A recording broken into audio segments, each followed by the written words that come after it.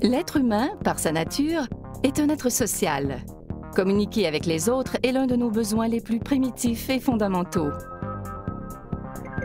Avec l'invention du télégraphe au 19e siècle, tout a changé. Et toutes les innovations qui ont suivi dans le domaine des communications avaient le même but, rapprocher les gens. Qui n'a pas déjà entendu parler de Facebook? On y enregistre notre vie, on y interagit avec les autres et sans la moindre hésitation, on y partage toutes les facettes de notre vie. Certains diront que c'est l'expression moderne de ce besoin de communication primitif. Je tweete, je diffuse, je blogue, donc je suis. Mais tout ce partage n'est pas sans risque. Vous en doutez? Même les plus grands le disent. I want everybody here to be careful about what you post on Facebook. Au tout début, j'espérais que Darwin ait raison, que les gens apprendraient de leurs erreurs. Mais ce n'est malheureusement pas le cas. Les gens redeviennent des hommes des cavernes devant leur écran, des hommes de Néandertal. Hommes des cavernes ou pas, rien au monde, absolument rien, n'attire autant d'utilisateurs des médias sociaux que Facebook. Facebook est un énorme jeu de rôle multijoueur en ligne dont le but est de récolter des amis. Vous n'êtes personne sur Internet si vous n'êtes pas sur Facebook. Il n'y a pas de doute. Les médias sociaux changent notre façon d'interagir avec les autres. Mais plusieurs l'ont appris à leurs dépens. Le partage de tous ces renseignements personnels avec de purs inconnus a parfois des conséquences imprévisibles. Mais à quel point au juste? Demandez à vos enfants. Facebook est largement utilisé pour partager de l'information sur des événements à venir. Mariages, retrouvailles, concerts, et plus particulièrement des fêtes. Récemment, une jeune Allemande s'est servie de Facebook pour annoncer son 16e anniversaire à ses amis. Mais elle n'a pas vérifié ses paramètres de confidentialité et a envoyé une invitation à tous les utilisateurs de Facebook. Oups. Des milliers d'adolescents turbulents ont répondu à l'invitation. Les annonces publiques de la famille disant que la fête était annulée n'ont rien changé. La magie rassembleuse de Facebook avait fait son œuvre. From Facebook, she tells that there's a party right now here, but I don't get in. La jeune fêtée de 16 ans, Tessa, est restée introuvable. Elle s'était réfugiée chez ses grands-parents plus tôt dans la journée.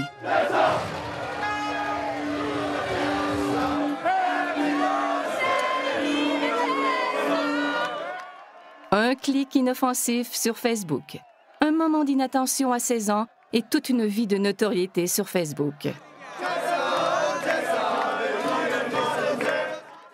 Tessa a vite compris les conséquences d'une banale erreur sur Facebook. Mais ce n'est pas toujours le cas. D'autres n'en ont payé le prix que des années plus tard.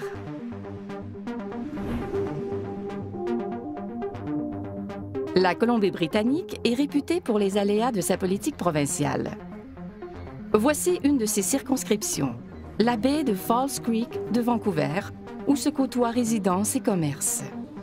En 2009, Falls Creek était une circonscription libérale. Le NPD a voulu changer les choses en amenant un vent de fraîcheur, un tout nouveau visage en politique. Ils jettent leur dévolu sur Relam, plus jeune que le politicien moyen, déterminé à faire les choses différemment. J'ai vu le potentiel de Facebook et de Twitter et j'ai misé sur ces médias pour communiquer avec mes électeurs. Facebook a joué un rôle déterminant dans la campagne de Ray, mais pas exactement en sa faveur. Juste au moment où sa campagne prenait son envol, sa carrière politique a connu une fin pour le moins abrupte. Tout ça à cause de vieilles photos dénichées sur Facebook et diffusées auprès des médias par son adversaire libéral. C'était des photos du secondaire. Remises en contexte, elles étaient plutôt anodines. L'attention qu'on leur a accordée durant la campagne était complètement démesurée. Sur l'une d'elles, je danse avec une amie, avec une main sur sa poitrine. Et sur une autre, j'ai le pantalon baissé et des amis pointent mon caleçon du doigt. Ces photos, datant de plusieurs années et reléguées aux oubliettes depuis, ont pourtant été conservées dans un recoin de Facebook. Les nouvelles ne couvraient plus les décisions ou le programme politique du NPD. On ne parlait que de ces photos sur Facebook. C'était un manque de jugement, une erreur de jeunesse. Mais quand on se lance en politique et qu'on devient une personnalité publique, il faut redoubler de vigilance. Ray a décidé de se retirer et d'abandonner la course, sa jeune carrière politique entachée par des photos en apparence anodines. Pour Ray, c'est une belle occasion manquée et une injustice mémorable. Clive Thompson est journaliste pigiste. Il s'intéresse particulièrement à Internet et à son impact sur la publication de nos vies. Avant, on pouvait passer l'éponge sur les choses dont on n'était pas particulièrement fier. Mais avec Facebook, ce n'est pas si simple. Il y aura toujours une photo pour nous rappeler telle ou telle idiotie. Elle ne s'efface pas au fil du temps. Facebook rend cette espèce de mémoire sociale pratiquement permanente, voire indélébile. Plus personne ne peut échapper à son passé. Tout ce que j'ai accompli depuis la fin du secondaire, mes études, mon expérience professionnelle et mon engagement au sein de la communauté, est nettement plus important que tout ce que j'ai pu faire pendant mes études secondaires. L'histoire de Ray soulève une question. Dans le futur, qui sera assez irréprochable pour prétendre à un siège au Parlement?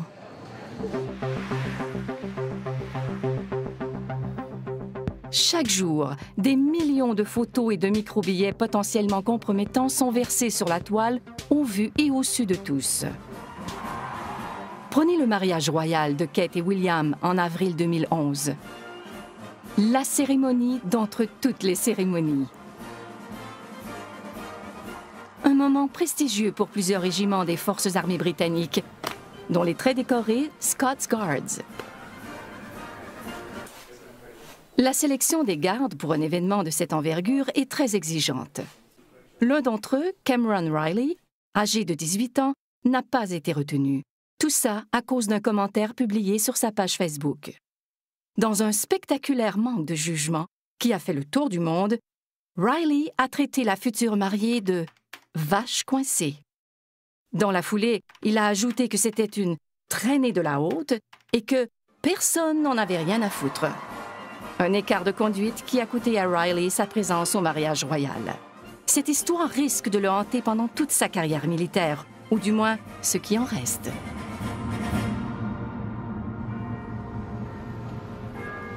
Voici un autre Britannique qui aurait peut-être mieux fait de garder ses réflexions pour lui. Le comptable de 26 ans, Paul Chambers.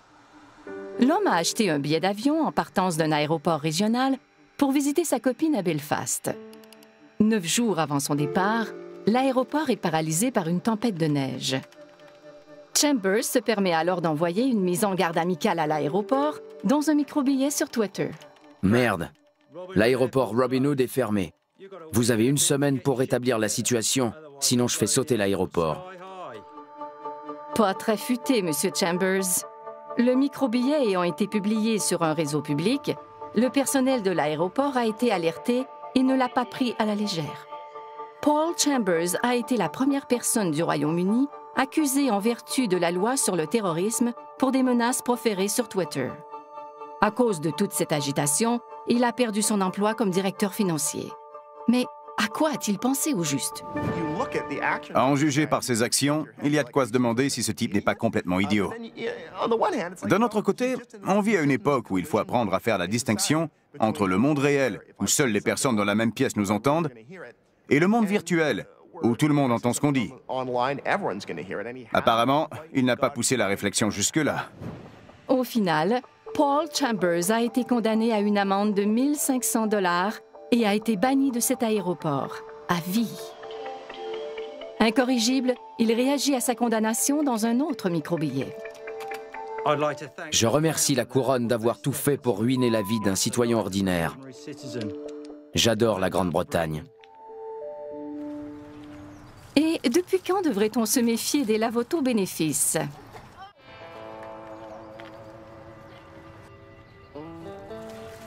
La Caroline du Sud. Un policier, en fonction, a fait laver son autopatrouille par des jeunes femmes en bikini.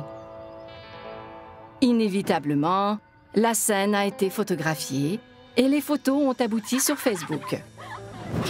Mais ça n'a pas amusé le chef de police, qui y a vu une violation des règles sur l'utilisation des véhicules de police et une atteinte à la réputation du corps de police. L'agent en question a été congédié. Vous voyez le topo? Une photo publiée innocemment peut causer énormément de tort. Ces incidents ne sont pas le propre de l'Amérique profonde. Ils touchent aussi la capitale nationale et des personnalités qui auraient tout intérêt à faire preuve de bon jugement dans leurs micro-billets. Mais il semble que ce ne soit pas toujours le cas. Du moins, pas celui d'Anthony Weiner. Ce membre du Congrès a appris à la dure que publier la photo de son membre viril était une erreur monumentale. I'm deeply ashamed of my terrible judgment and actions. Évidemment, il a été forcé de démissionner. Tout le monde s'est demandé à quoi il avait bien pu penser. La vérité, c'est que les gens ne réfléchissent pas toujours avant de publier un micro-billet sur Twitter ou une photo sur Facebook. Mais le risque est bien réel. Car on ne sait jamais qui sont nos amis. Ce petit coin de campagne anglaise est le théâtre d'une lutte continue, une lutte mondiale pour la protection des renseignements personnels. Dans ces installations ultramodernes bâties sur mesure, une entreprise du nom de Sophos intercepte des virus informatiques de toutes sortes. Son travail consiste à protéger certaines des plus grosses sociétés du monde et d'importants services gouvernementaux contre les cyberattaques. Chaque jour, Sophos voit les conséquences de la divulgation insouciante de renseignements personnels sur la toile. Graham Cluley y travaille comme conseiller en chef principal en technologie. Une partie de son travail consiste à surveiller de près Facebook. La plupart des gens ne comprennent pas que Facebook n'est pas désintéressé. C'est une entreprise. Ce n'est même pas gratuit. Si vous pensez que vous ne payez pas, détrompez-vous. Vous payez avec vos données. Vous divulguez des renseignements personnels que Facebook revend à des tiers comme n'importe quelle marchandise. Vous êtes le produit en vente sur Facebook. Vous êtes le produit. Vous et votre date de naissance, ce que vous aimez ou non, votre adresse de courriel, vos préférences et vos passe-temps. Sophos soupçonne les utilisateurs en général de divulguer leurs renseignements personnels beaucoup trop facilement. Pour le prouver, l'entreprise a créé la page Facebook d'une grenouille en plastique et a invité 200 inconnus à devenir ses amis. Près de la moitié de l'échantillon a accepté et partagé sans hésiter ses renseignements personnels avec Freddy la grenouille. Leur nom, la liste de leurs amis, leur formation et ainsi de suite. Le problème global, c'est que les gens n'ont pas l'air de comprendre que les renseignements personnels ne sont pas personnels pour rien. Une fois qu'ils sont sur Internet, c'est impossible de les supprimer. Ils sont là à jamais. Un point, c'est tout. Ils ne vous appartiennent plus et d'autres peuvent se les approprier. C'est une pratique courante. Les pirates et les fraudeurs informatiques volent l'identité de personnes pour les arnaquer ensuite, et les médias sociaux n'y échappent pas. C'est vrai pour toutes les innovations technologiques de l'histoire. Les criminels sont toujours parmi les premiers à se les approprier. Ils y voient un nouveau moyen de s'infiltrer dans la vie des gens pour mieux les duper. Avec les courriels, sont venus les courriels frauduleux. Et l'histoire se répète avec Facebook.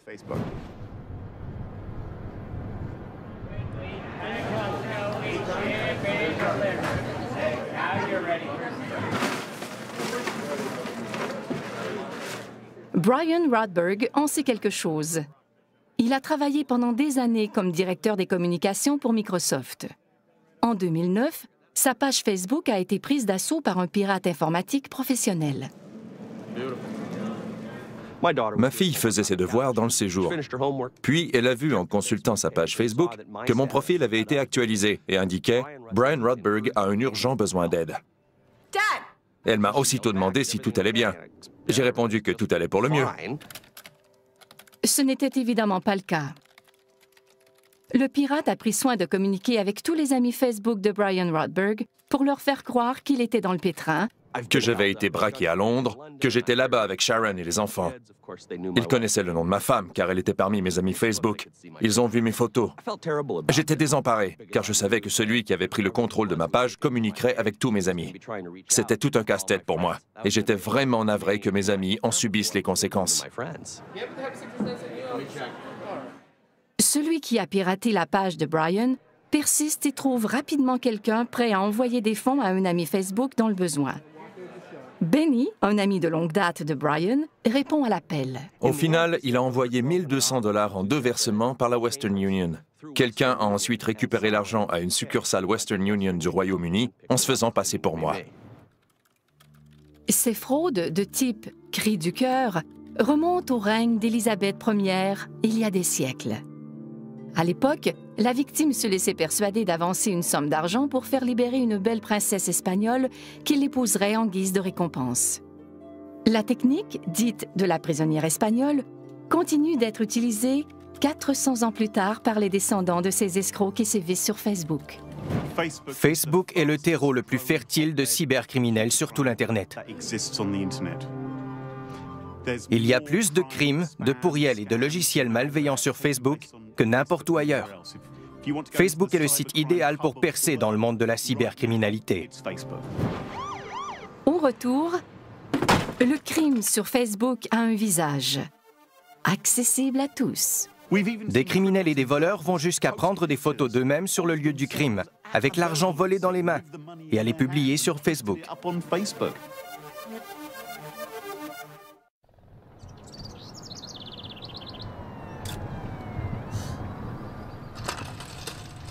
Nous sommes dans un quartier résidentiel paisible de Washington, D.C. Voici le rédacteur en chef, Mark Fisher, et son fils Aaron, tous deux utilisateurs de Facebook. Des amis Facebook même. Récemment, dans l'intimité de leur maison, ils ont vécu une expérience on ne peut plus étrange jusque sur Facebook. Tout a commencé un vendredi après-midi avec une entrée par effraction par la porte arrière. Le cambrioleur a pillé tout ce qu'il a pu dans les chambres,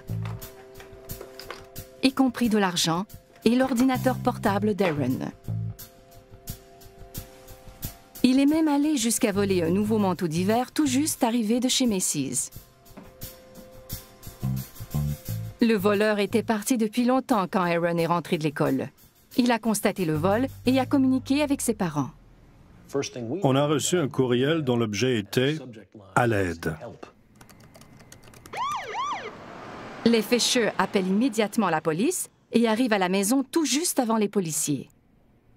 Ils nous ont expulsés de la maison en quelques secondes pour la fouiller et s'assurer qu'il n'y avait personne à l'intérieur. Un vol en apparence anodin qui prend soudainement une étrange tournure. J'ai reçu un message texte d'un ami qui me demandait d'où venait la photo sur ma page Facebook.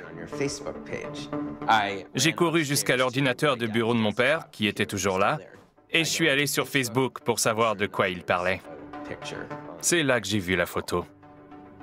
Avant même de quitter la maison avec le portable d'Aaron, le cambrioleur s'est photographié avec la caméra de l'ordinateur et l'a publié sur la page Facebook d'Aaron au vu et au su de tous. Tout s'expliquait. J'ai fait monter un des policiers dans mon bureau. Je lui ai montré la photo et je lui ai dit que c'était notre homme. Il portait un manteau ample et il souriait bêtement en tenant l'argent dans une main et en le pointant de l'autre. Le policier n'arrivait pas à croire à quel point ce type était stupide. Car il ne s'est pas contenté de prendre le contrôle de la page d'Aaron. Après avoir mis fin à sa session, il a accédé à son propre compte Facebook depuis le même ordinateur volé. La police a pu retrouver le malfaiteur par l'entremise de son compte Facebook et porter des accusations contre lui. Rodney King, 19 ans, a plaidé coupable et a été condamné à une peine d'emprisonnement. On ignore s'il continue de mettre à jour sa page Facebook. Le problème, c'est que les gens ne cherchent pas à savoir si ce qu'ils font aujourd'hui est idiot ou risque de les faire passer pour des idiots dans un an. Et c'est particulièrement vrai chez les jeunes. dont la personnalité change très rapidement. La personne qu'on était à 19 ans peut être complètement différente de celle qu'on est devenue 2 ans plus tard. Le problème avec Facebook, c'est qu'on publie une photo qu'on trouve très drôle sur le coup. Mais 2 ans plus tard, tandis qu'on se cherche un emploi, un employeur potentiel peut l'avoir en se renseignant sur nous. Cette photo idiote est encore là, et elle est toujours aussi idiote 4 ans plus tard.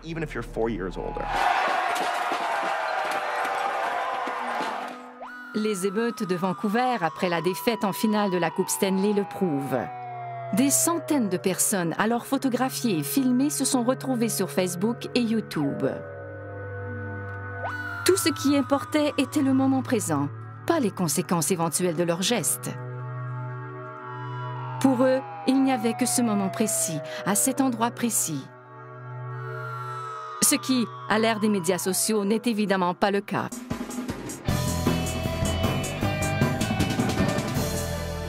Mark Federman est éducateur et spécialiste des rapports interpersonnels à l'ère des médias sociaux. Le monde d'aujourd'hui est complètement différent de celui dans lequel beaucoup d'entre nous ont grandi. Notre expérience du monde est très étrange. Les gens posent des gestes qui nous paraissent complètement absurdes. Les anciennes règles ne s'appliquent plus.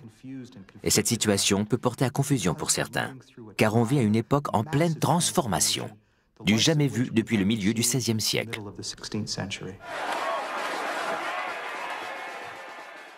Un flux ininterrompu d'images et de sons de cette nuit d'émeute à Vancouver a été mis en ligne instantanément. Le village global créé par les médias sociaux est ouvert à tous, mais pas toujours pour le mieux. On est tous interreliés. Tout ce qu'on fait se répercute sur les autres. On peut avoir une influence sur de parfaits inconnus, dans les coins les plus reculés du monde. D'où l'importance pour chacun de comprendre que ce qu'on fait ici a un impact ailleurs. Car il n'y a plus d'ailleurs. Il n'y a qu'ici. Et en ligne, ici, c'est partout. Et maintenant, c'est pour l'éternité. Au lendemain des émeutes de Vancouver, une nouvelle page Facebook a été créée dans le but d'identifier les casseurs sur les photos disponibles, de mettre un nom sur ces visages pour les humilier publiquement dans une sorte de lynchage en ligne. Le site déborde néanmoins de photos de casseurs qui ne s'attendaient certainement pas à faire le tour du monde. Dans la réalité, quand on dit ou fait quelque chose, seules les personnes de notre entourage immédiat en ont connaissance, sauf exception. Sur Facebook, toutes les personnes qui ont accès à votre profil savent ce que vous avez dit ou fait, y compris les personnes que vous avez oubliées, dont vous avez accepté la demande d'amitié il y a 1 an ou 2. Les amis de vos amis le sauront peut-être aussi, sans compter ceux qui copieront et colleront vos publications pour les transmettre à d'autres, que vous pouvez à peine imaginer. Mais cela échappe encore à de nombreux utilisateurs de Facebook. Des photos comme celle-ci peuvent porter à confusion. Qui est vraiment un casseur et qui n'en est pas un? La réalité est parfois tout autre que ce que Facebook suggère. Les cantons de l'Est sont situés à un peu plus d'1 heure de route de Montréal. Ici, à Cowansville, se joue une lutte entre David et Goliath. Voici Nathalie Blanchard et son avocat, Tom Lanvin. Au palais de justice local, ils se préparent à affronter l'une des plus grandes compagnies d'assurance nord-américaines. En 2009, Nathalie reçoit un diagnostic de dépression clinique. La compagnie d'assurance de son employeur, Manuvie, verse des prestations à Nathalie tandis qu'elle s'efforce de prendre du mieux. Mon médecin m'a conseillé de sortir le plus possible, de continuer à voir mes amis, d'aller au restaurant et de sortir. Bref, de faire ce que je voulais. Dans le cadre de son traitement, en plus de continuer à voir ses amis, le médecin recommande à Nathalie de faire un voyage. Elle se rend donc en Floride avec sa mère et publie des photos de son voyage sur Facebook. D'une façon ou d'une autre, Manuvie prend connaissance des photos, en tire des conclusions et sans aucune explication met un terme aux prestations de Nathalie. La question n'est pas de savoir s'ils peuvent utiliser le contenu accessible sur Facebook, mais comment ils l'utilisent. C'est tout le problème. Ça et la mauvaise interprétation qu'ils peuvent en faire. Prenez par exemple une patiente qui reçoit un diagnostic de dépression clinique, une maladie qui fait des ravages. Un parent de cette personne l'invite en voyage pour changer le mal de place et elle publie une photo de son voyage sur Facebook. Des enquêteurs ne peuvent pas conclure pour autant qu'elle a commis une fraude et mettre un terme à ses prestations. C'est absolument insensé. J'ai mis cette photo sur Facebook seulement pour cacher ma dépression. Je ne me suis pas demandé qui la verrait. Je voulais juste que les gens pensent que tout allait bien dans ma vie. Privée de ses prestations, Nathalie perd sa cote de crédit et finalement sa maison. Vous vous rappelez peut-être ce vieux cliché d'un homme en arrêt de travail pour des maux de dos ou quelque chose du genre, qui se fait surprendre en train de tondre son gazon par un inspecteur caché derrière une haie avec un appareil photo. Eh bien, on n'en est plus là, mais on a Facebook. C'est du pareil au même. C'est la même chose, mais ça facilite encore plus le travail aux compagnies d'assurance.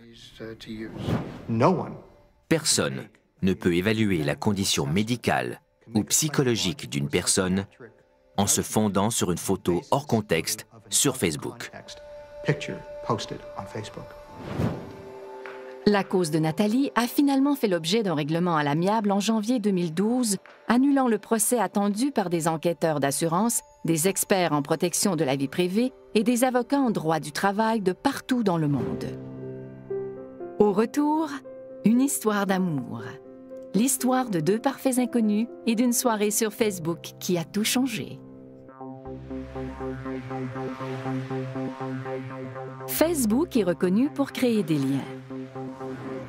Alors, que diriez-vous d'une histoire d'amour née dans cette maison près de Fort Lauderdale, en Floride?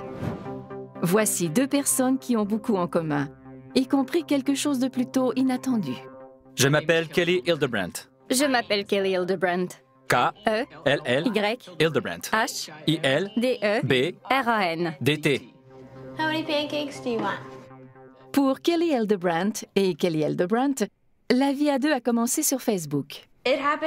Tout a commencé un soir où je m'ennuyais. Il était tard et j'ai voulu consulter ma page Facebook.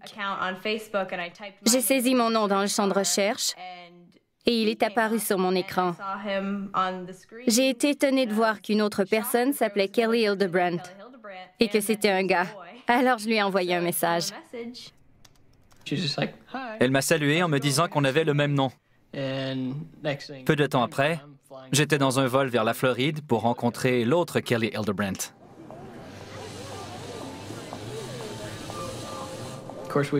On a découvert qu'on avait beaucoup plus en commun que notre nom. Avant de la rencontrer, j'ai dit à mon pasteur que si elle était la même en personne qu'au téléphone, c'était la bonne.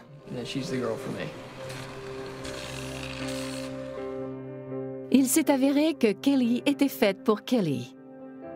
Après s'être assuré qu'ils n'étaient directement liés d'aucune façon, ils se sont mariés dans la fièvre Facebook. Les chances sont d'une sur 1 million de millions. Que quelqu'un ait exactement le même nom, qu'on se rencontre à 2500 km de distance et qu'on s'entende à merveille, c'est absolument incroyable. L'histoire de Kelly et Kelly et la chance inouïe qu'ils ont eue de se rencontrer ont fait le tour du monde. Elle a même donné de la matière aux émissions de fin de soirée. On sait qu'on est célèbre quand Conan O'Brien fait une blague à propos de nous. Il a raconté notre histoire. Il a parlé de nous. Après le mariage de Kelly Hildebrandt et Kelly Hildebrandt, une centaine d'hommes ont changé de nom pour Megan Fox. Oui, sur Facebook. C'est dans la nature humaine de vouloir créer des liens. On dit parfois qu'un inconnu est un ami qu'on n'a pas encore rencontré. Dans un monde où il n'y a plus de barrières, c'est une formidable pensée à retenir. Sans Facebook, je n'aurais jamais rencontré Kelly. Je peux dire que Facebook a littéralement changé ma vie. Je dois ma formidable femme à Facebook. Si ce n'était pas de Facebook, je n'aurais jamais rencontré l'autre Kelly Hildebrandt.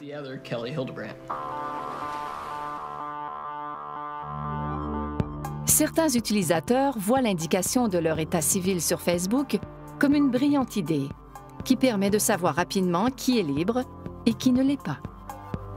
Mais Facebook est capable du meilleur comme du pire.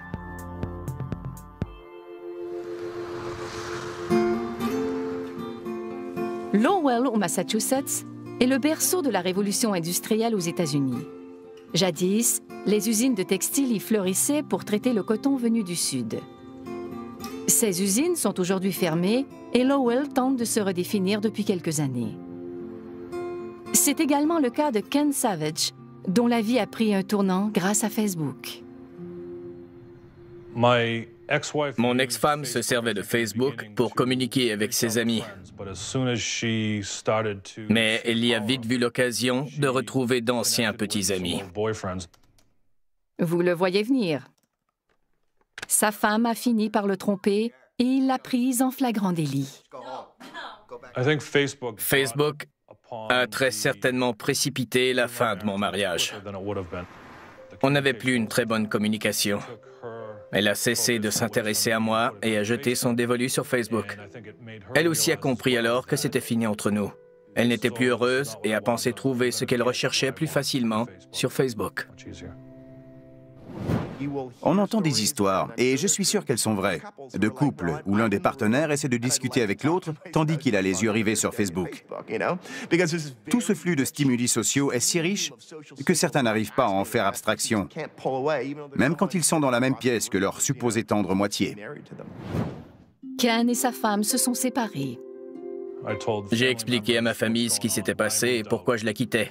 Je leur ai dit qu'elle m'avait trompé sur Facebook, mais ils ont tous ricané en se demandant comment c'était possible. En quête de réponse, Ken crée son propre site web. C'est le site facebookcheating.com. J'y aborde toutes sortes de sujets. Et le site est très fréquenté. Il enregistre jusqu'à 50 000 requêtes chaque mois. De toute évidence, Ken n'est pas seul. J'ai lu dans un article que les divorces causés par les médias sociaux comme Facebook étaient en hausse. Une récente étude menée par un cabinet d'avocats américain révèle qu'un adultère sur 5 est manifestement lié à Facebook. Ken en sait quelque chose. Il a vécu un divorce et rencontré une nouvelle petite amie, croyez-le ou non, tout ça sur Facebook. Et la cerise sur le gâteau, Ken gagne maintenant sa vie grâce au site qu'il a créé sur les infidélités Facebook. Malgré tout le remue-ménage causé par Facebook, dur de croire que la vie de famille de certains n'a pas été changée en mieux. C'est évidemment le cas. Avec plus de 750 millions d'utilisateurs dans le monde, Facebook a également permis d'étonnantes reconstitutions de famille.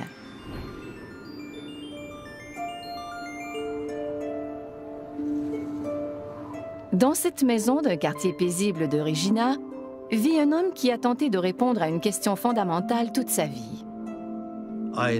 Je n'ai jamais eu le bras de mon père autour des épaules. Je n'ai jamais connu mon père. Voici Jim Toth, éducateur, artiste, grand voyageur et ancien magicien. Les parents de Jim se sont séparés alors qu'il était très jeune, trop jeune pour qu'il se souvienne de son père. Bien qu'il ait eu un beau-père, l'identité de son père biologique a été un secret de famille pendant des décennies. J'ai fait des recherches généalogiques. J'ai consulté les archives de la Saskatchewan. Je me suis même renseigné auprès des Mormons pour essayer d'en savoir plus sur mes origines, mais en vain.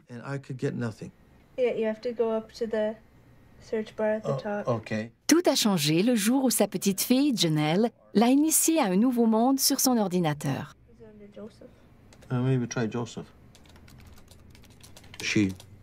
Elle est tombée sur Facebook en effectuant une recherche.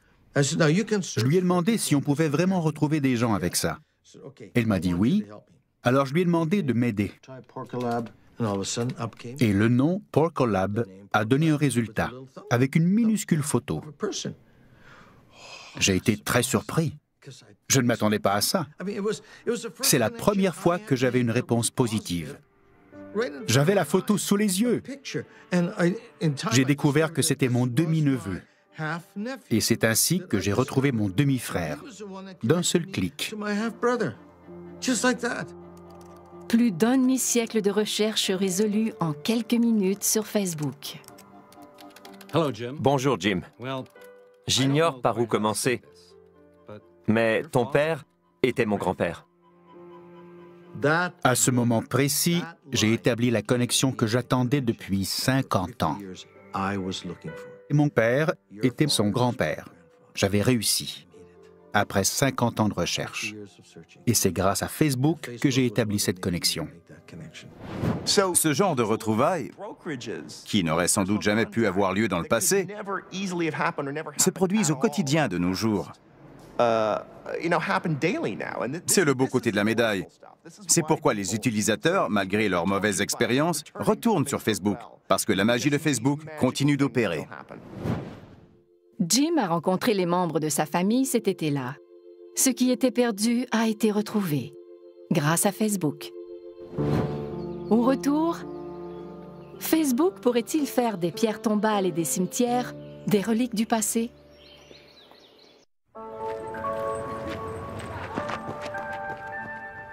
Les médias sociaux nous rapprochent de mille et une façons. Les nouvelles générations d'internautes ne peuvent imaginer la vie sans messages textes, microbillets et pages Facebook. Et pour leurs prédécesseurs, Facebook soulève d'intéressantes questions sur ce qu'on laisse derrière nous. Nous sommes à Abney Park, un immense cimetière victorien de Londres. Des milliers de personnes sont enterrées ici, mais on ignore tout de ce qu'elles étaient dans la vie, de leur apparence, de leurs amis, de leurs amours. Elaine Casket est psychologue à l'Université de Londres. Elle a mené une étude sur notre façon de porter le deuil de nos proches. Les énormes cimetières de la période victorienne reflétaient la société de l'époque. Pas seulement les besoins de cette société qui devait enterrer ses morts quelque part, mais aussi ses goûts. Que nous révèlent les inscriptions sur le granit ou la pierre froide? Que nous disent-elles sur le défunt? Rien. Contrairement à votre profil Facebook. La façon dont les gens rendent hommage aux morts reflète leur façon de vivre. On vit à l'ère des réseaux sociaux. Il est donc tout à fait logique que les gens continuent à communiquer avec les morts par l'entremise des réseaux sociaux, car ils sont au cœur de nos vies sociales.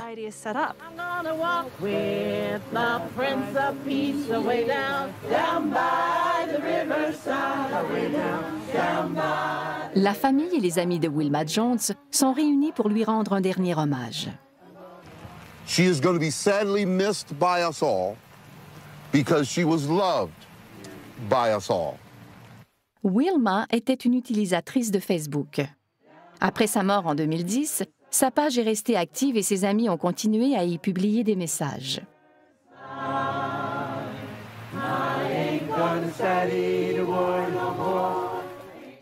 Je t'aime, Wilma, et je sais que tu as été accueillie au ciel à bras ouverts. Je compte sur toi pour embrasser toute la famille de ma part. Si vous êtes très actif sur Facebook, que vous multipliez les publications, avez des tonnes d'amis et de conversations, et que les gens commentent vos photos, Facebook dresse un portrait très riche de la personne que vous étiez. Pas seulement de vous comme personne, mais aussi dans le contexte de vos relations, y compris avec les personnes que vous laissez derrière après votre mort. Jesse, okay? She's just like love. That's what Wilma is, love. That's all I like to say. Thank you, Jesse. I think she's a testament to what we need to remember, what life is about. Il semble que pour beaucoup de personnes, continuer à communiquer avec quelqu'un sur Facebook après sa mort soit le moyen le plus concret et le plus direct de maintenir des liens avec cette personne. Ce n'est pas rien. Chère tante, c'est aussi bizarre que réconfortant de savoir que, quand je veux te parler, je n'ai qu'à écrire sur ton mur Facebook. J'ai l'impression qu'en cliquant sur « Publier », mon message va droit au paradis.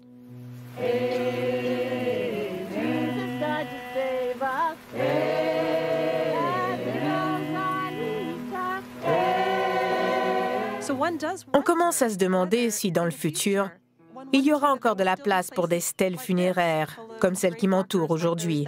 Je ne vois pas pourquoi on continuerait à les utiliser alors qu'on trouve sur l'écran de notre ordinateur ou de notre téléphone une représentation si vivante de l'être cher.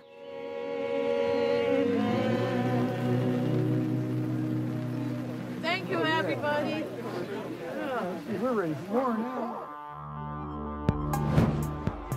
Quand on est jeune, on a tendance à se croire immortel. Qu'importe si on publie d'innocentes photos au vu et au su de tous. On ne fait que s'amuser, s'exprimer. Il n'y a pas de mal. Hélas, pas pour Ray Lam, ni pour Nathalie Blanchard, Paul Chambers, Cameron Riley, Anthony Weiner et les milliers d'émeutiers de Vancouver. La liste continue de s'allonger partout dans le monde, alors que des gens perdent chaque jour leur réputation à cause des médias sociaux.